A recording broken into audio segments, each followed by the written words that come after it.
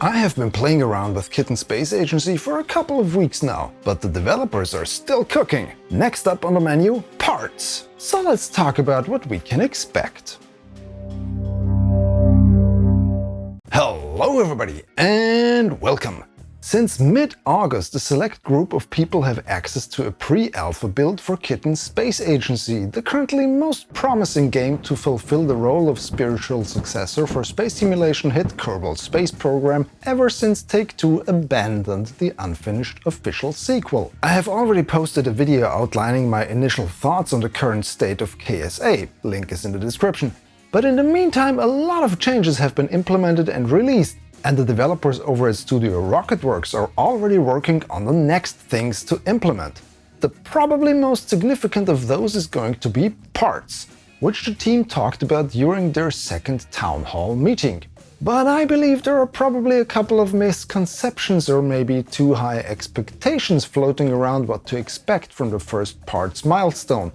So I thought it would be a good idea to tell all of you what we can expect from that first iteration. And if you want to stay in the loop regarding what's going on with the development of Kitten Space Agency, make sure you're subscribed to this channel so you won't miss an update.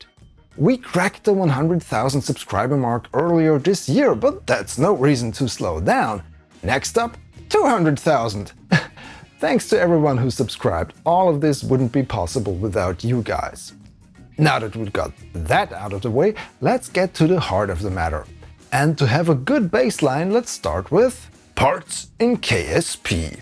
If you remember how things work in Kerbal space program, before you can start exploring space and cause a few explosions while doing so, you need to first build the rocket that will propel your intrepid crew of Kerbals up, and away. This is done by slapping prefabricated parts together, which all fulfill a different purpose and have different properties.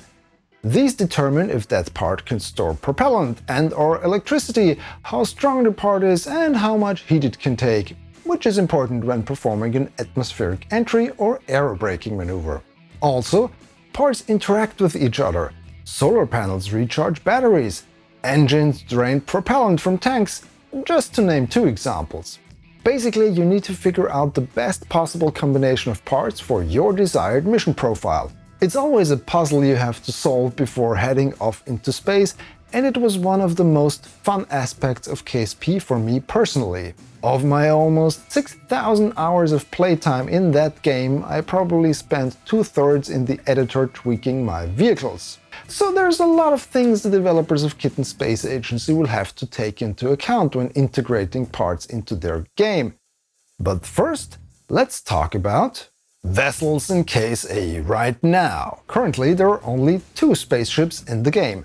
The Apollo Command and Service Module, which is designated as Rocket, and a Gemini capsule named Gemini 7 in honor of astronaut legend Jim Lovell, who recently passed away. Both of these spacecraft are just one single model without any parts, but both have propellant aboard that is drained by the reaction control system thrusters and the engine.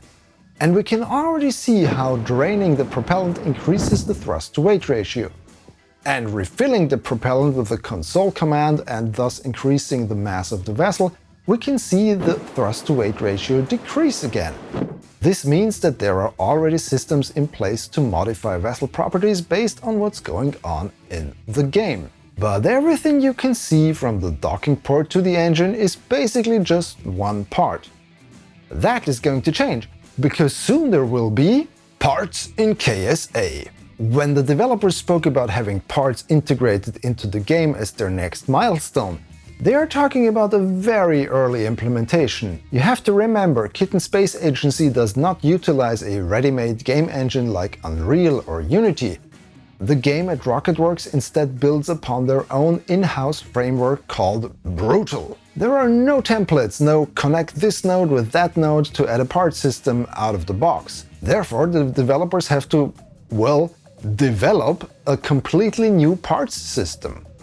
While it might take more time initially, this will allow them to tweak the game to reach their desired goal, which is a true successor to and significant improvement over Kerbal Space Program. And this means that the first iteration of parts in KSA is going to be very rudimentary. And at first glance, people will not see a difference to before, or at least they shouldn't see one. To put it in super simple terms, the developers are going to chop the available vessels in the game into smaller bits and make sure it still looks the same. The reason for that is that they want to see if they can make a coherent vessel out of a couple of parts and get the rendering done correctly. Unless that works, talking about all the other things I mentioned earlier when talking about how parts work in KSP is still too early. Once rendering of parts works, more functionality can be added. Think of it like pouring the concrete for a house's foundation. Adding physics and interactions with the environments are the walls, doors, windows, etc. All of those are important, but none of it will work correctly unless the foundation is solid. While I understand that approach and am all for starting simple and stable, I do have a few things I would like to see in part physics in the future.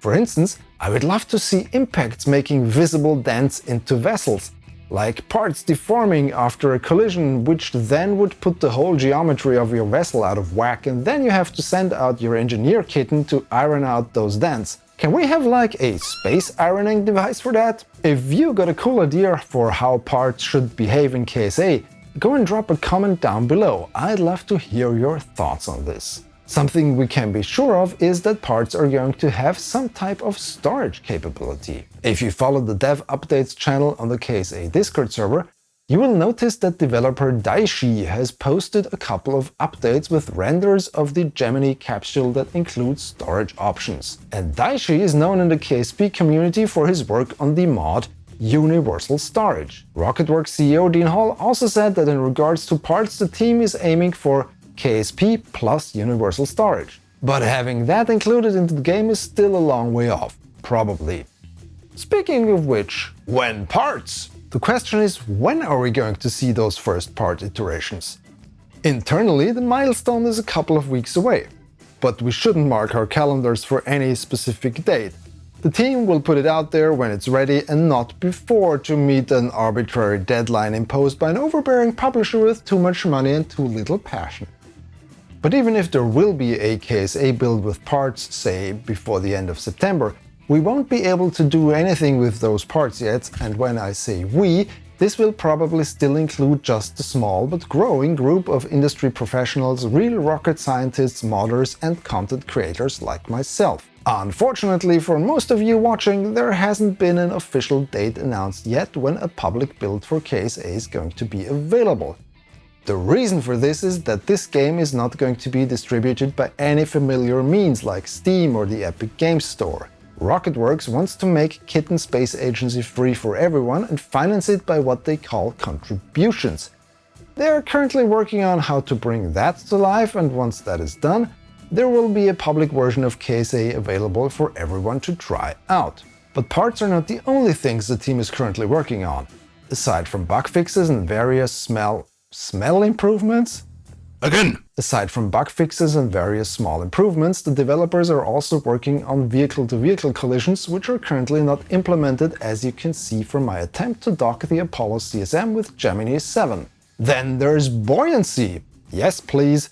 Fixes to the transfer planner, improvements for making rendezvous, and various other items.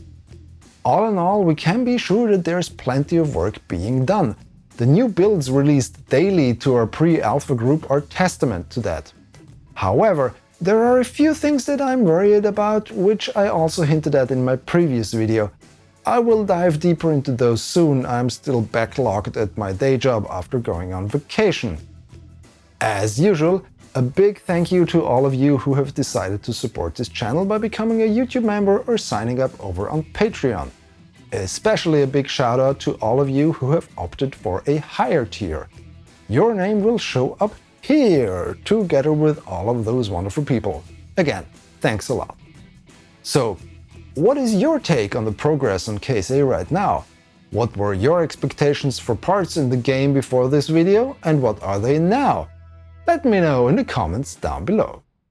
If you enjoyed this video, please subscribe to my channel for more and follow me on my social thingies. The links are in the description. Thanks for watching. Goodbye.